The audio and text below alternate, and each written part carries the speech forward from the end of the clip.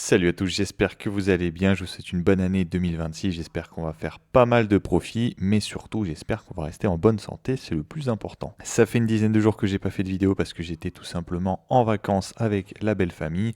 Ça m'a fait pas mal de bien et en plus j'ai pas loupé grand chose, regardez sur BTC, je suis parti à peu près à ce niveau-là et on a vu que c'est resté dans le range du coup qu'on peut déterminer entre les 14 588 et les 83 822. Ce qui est intéressant, c'est qu'on essaye de break ce niveau de liquidité juste ici. Il y avait eu le 29 décembre un rajout de liquidité à venir aller chercher avec cette mèche juste ici. Est-ce qu'on va se faire rejeter ou pas? Si jamais au final on se fait rejeter juste ici et qu'on repart par ici, pour moi ça va pas être pour faire un retest juste là. Ça voudrait dire qu'on a pris la liquidité juste ici et qu'on s'en va prendre la liquidité juste en dessous. Ça ne veut pas dire qu'on va continuer à aller vers la baisse. On peut tout simplement continuer à range dans ce niveau avec la liquidité qui est prise au-dessus et en dessous. Et après, il faudra voir la structure. Ce que j'aimerais beaucoup voir, c'est une continuation haussière. Du coup, qu'on arrive vraiment à break ce niveau juste ici. Hop, qu'on arrive à break les niveaux juste là.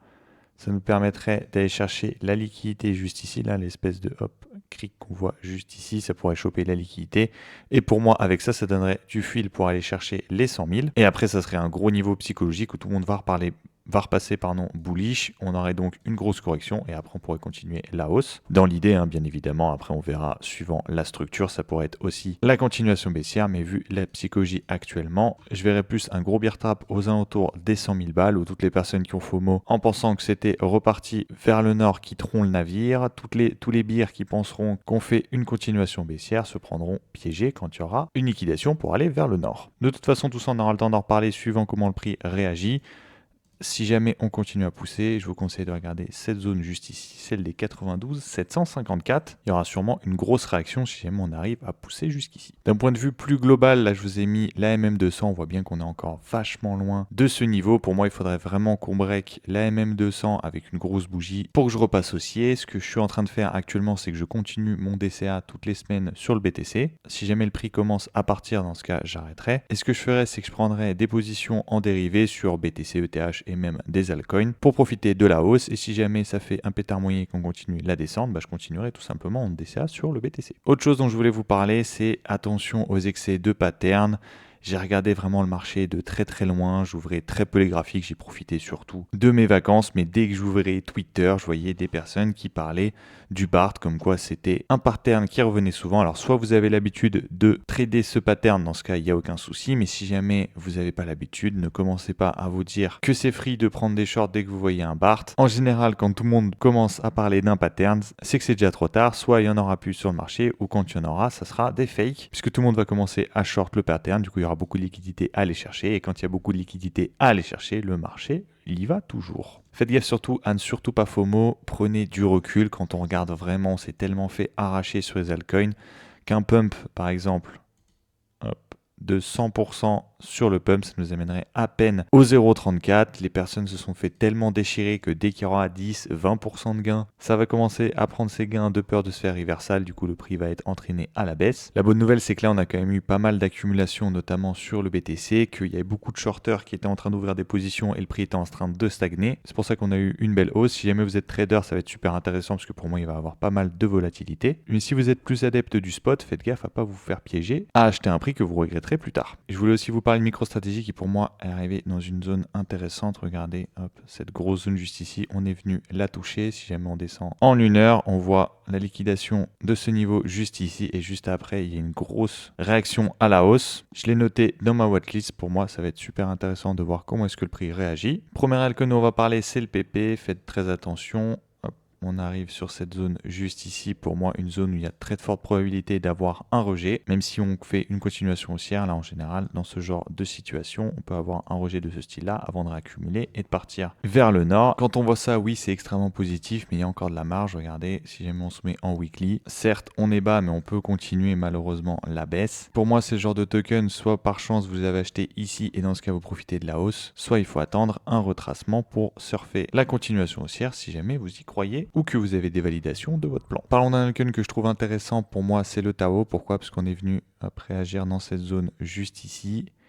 Si jamais on se met en daily, on voit qu'on a fait un range à partir de cette zone et là qu'on est en train d'essayer de s'en extraire. Si jamais on valide la hausse juste ici, pour moi ça serait super intéressant. Il y aura sûrement un rejet dans cette zone juste ici qui pourrait être intéressant d'acheter pour aller faire la continuation haussière. La zone serait en weekly, elle est vachement grosse, du coup on pourrait prendre cette zone juste ici. Pourquoi je dis qu'elle était grosse? Parce que la zone théorique, ça serait celle-là, mais vous pouvez prendre les mèches, ça marche très très bien aussi. Et du coup, ce serait les 289, 323 pour une target à court terme. Si jamais on arrive à faire une continuation haussière et qu'on continue l'élan haussier, on va les break toutes ces liquidités juste ici et aller dans la zone des 380 et ensuite dans la zone des 460 à partir de, ouais, c'est ça, 456,9.